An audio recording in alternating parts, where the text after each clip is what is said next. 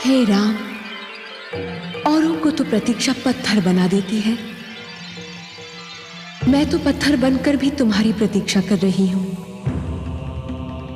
औरों के नेत्र तो किसी की राह तकते तकते पथरा जाते हैं, परंतु मैं तो न जाने कब से तुम्हारी प्रतीक्षा कर रही हूं। अब तो आ जाओ हे राम, मुझ दुखियारी अबला के दुख का अंत कर दो।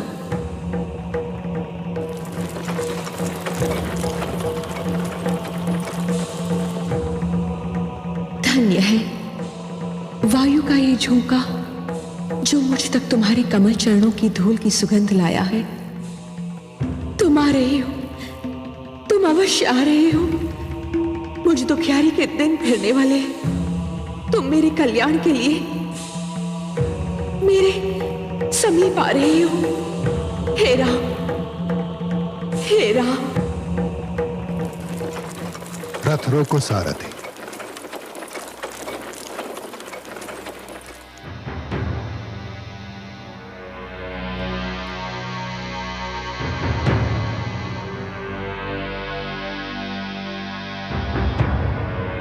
आज हम यहीं विश्राम करेंगे।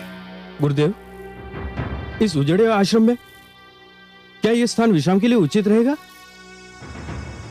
यह सबसे उत्तम स्थान है शिष्य। हम यहां नहीं आए, यह उजड़ा हुआ आश्रम स्वयं हमें यहां खींच लाया है। हे राम, हे राम, हे राम, हे राम, हे राम, हे राम, हे राम, हे राम, हे राम।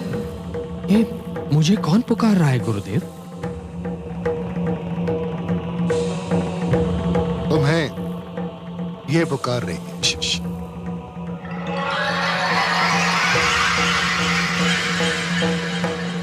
और न जाने कब से पुकार रही।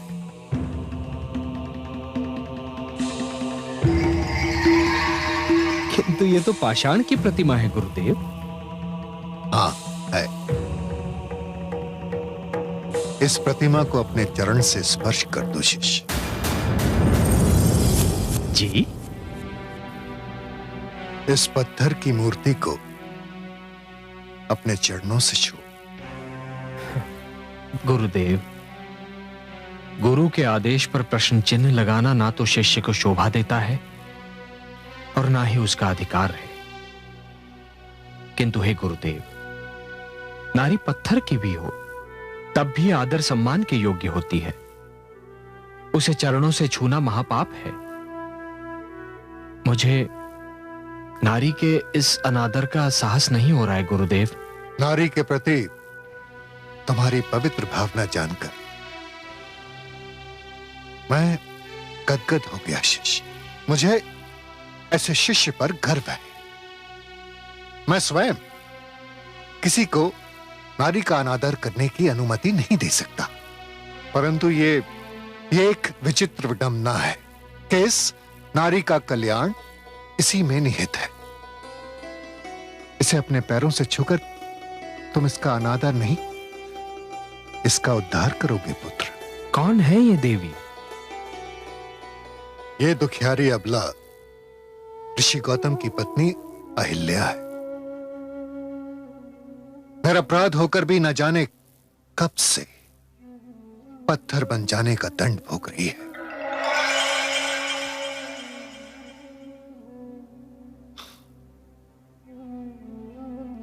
बहुत दुखद है इसकी कथा।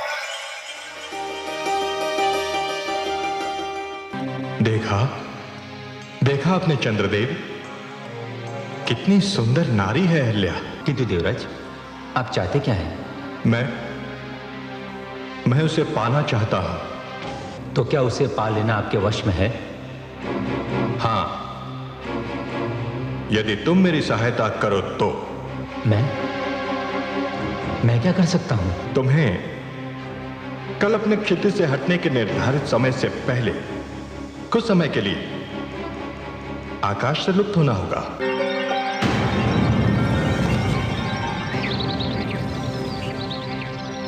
ये क्या? भोर हो गई और आज मेरी आंख नहीं खुल पाई। मुझे भी आश्चर्य है स्वामी, आज रात इतनी शीघ्र कैसे ढल गई। मैं अभी आती हूँ।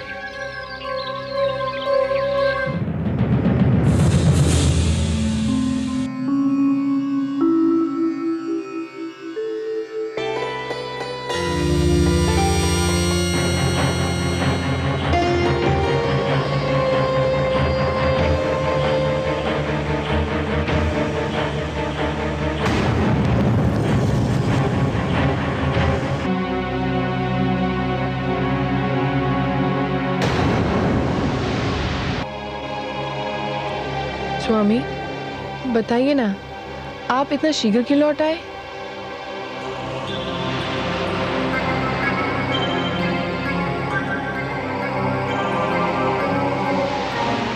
सूर्यदेव के दर्शन को जाते जाते मुझे आपके मुखचंद्र का ध्यान आ गया। मैं विचलित हो उठा। स्वामी, ये आज आपको क्या हो गया है? ये आप कैसी बातें कर रहे हैं? आपने तो अपनी सारी इंद्रियों को अपने वश में कर लिया है। मेरा संयम टूट गया है देवी। आपके स्मरण ने मुझे सब कुछ भुला दिया। आपकी सुंदरता, आपके यौवन ने मुझे सब कुछ भुला दिया। मुझे और व्याकुल ना कीजिए। अपने अधरों की मदिरा से मेरी प्यास बुझा दीजिए।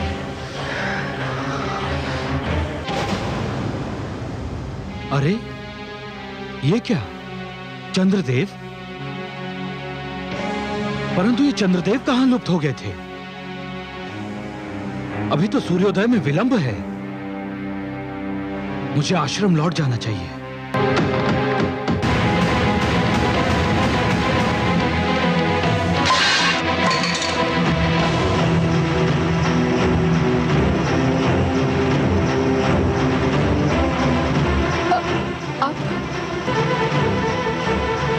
ये कौन है? दुष्ट, कौन है तू? अपना वास्तविक रूप दिखा मुझे।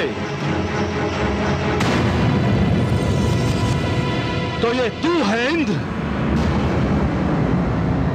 जा, मैं तुझे शाप देता हूं कि जिस वास्ता ने तुझे ये पाप करने पर विवश किया था, तू आज के उपरांत उसके योग्य ही नहीं रहेगा।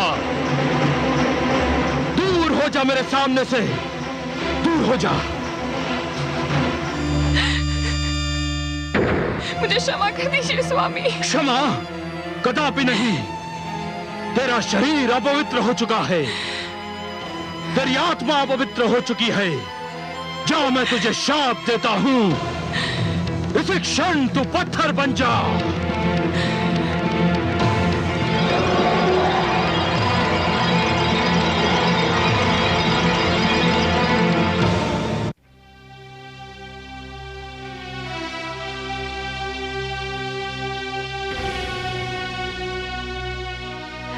अब जब तक तुम इसे अपने चरणों से स्पर्श नहीं करोगे, ये यूं ही पाषाण की मूर्ति बनी रहेगी। इसके कल्याण के लिए तुम्हें मेरे आदेश का पालन करना होगा शिष्य। जो आज्ञा।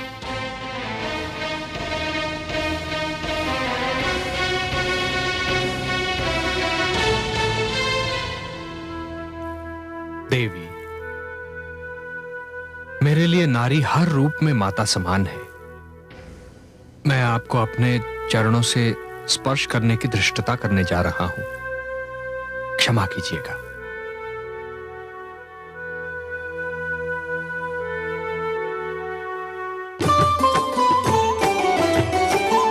अचरज भयो जगत में भारी, शाप मुक्त भई अबला नारी।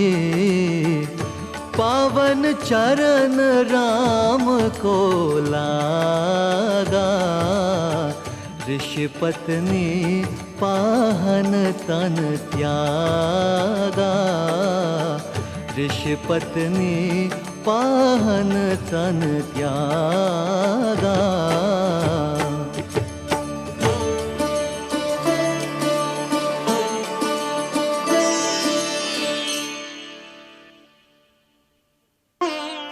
हे दुखी जनों का दुख मिटाने वाले राम, हे संकट के मारों का संकट मिटाने वाले राम, हे दुखियारों को तारने वाले राम, हे पापियों का उद्धार करने वाले राम, इस अबला को शाप से मुक्ति दिलाकर आपने जो इस पर उपकार किया है उसके लिए आपको कोटि कोटि धन्यवाद। नहीं देवी, आपके साथ घोर अन्याय हुआ था। मुझे अपार हर्ष है कि अब आपको न्याय मिल गया है। मुझे आशा ही नहीं, विश्वास भी है कि अब तक महर्षि गौतम को भी अपनी भूल का आभास हो चुका होगा, किंतु वो भी विवश थे देवी, क्योंकि नभ से टूटा हुआ तारा, धनुष से निकला हुआ बाण एवं मुख से निकला हुआ शाप लौटाया नहीं जा सकता, केवल उसका दंड भोगा जा सकता है।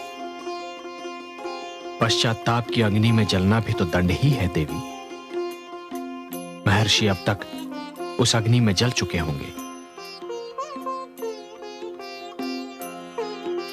गुरुवर, यदि इस उजाड़ स्थान पर मुझे लाने का यही उद्देश्य था तो वो पूरा हुआ। अब हमें यहां से प्रस्थान करना चाहिए। ऋषि श्रेष्ठ,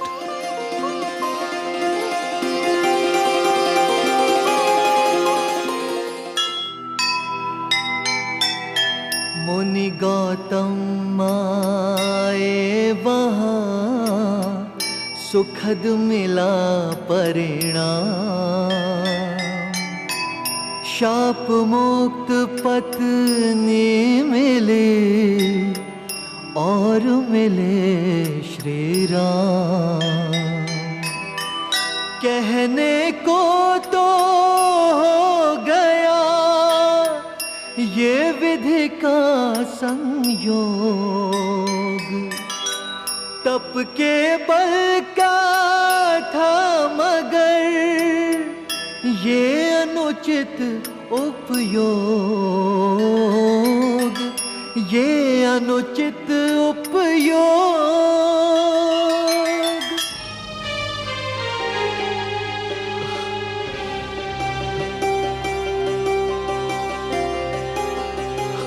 महर्षि,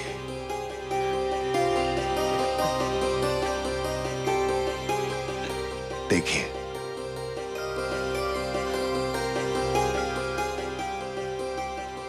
प्रणाम गुरुदेव। आयुष्मान भव।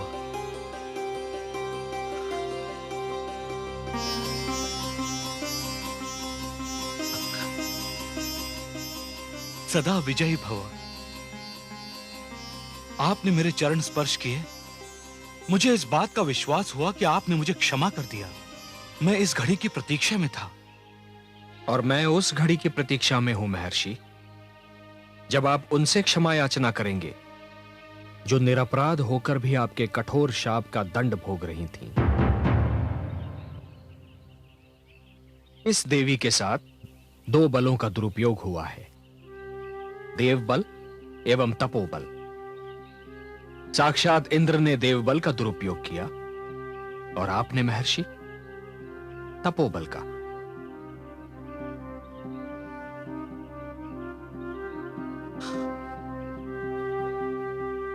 देवी, मेरे शाप ने आपको पत्थर बना दिया, परंतु विश्वास कीजिए, इस शाप ने केवल आपको नहीं, स्वयं मुझे भी दंडित कर दिया था।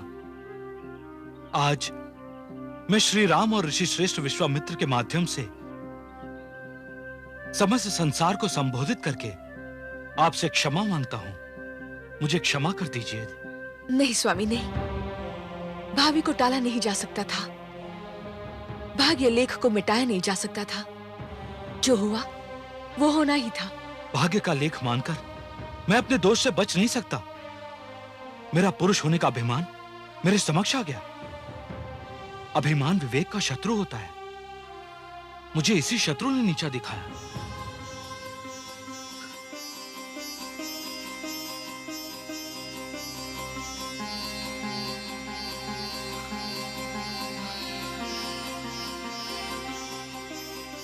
ऋषिवर, संध्या वंदन कर ले, फिर हम भोजन करेंगे। आप सबको कुछ दिन हमारे आश्रम में ही रहना होगा, यही मेरी विनती है। हम जनकपुर जा रहे हैं महर्षि, और हमें वहां शीघ्र पहुंचना है। ऋषिवर, वहां तो हमारा पुत्र शतानंद कुलगुरु है।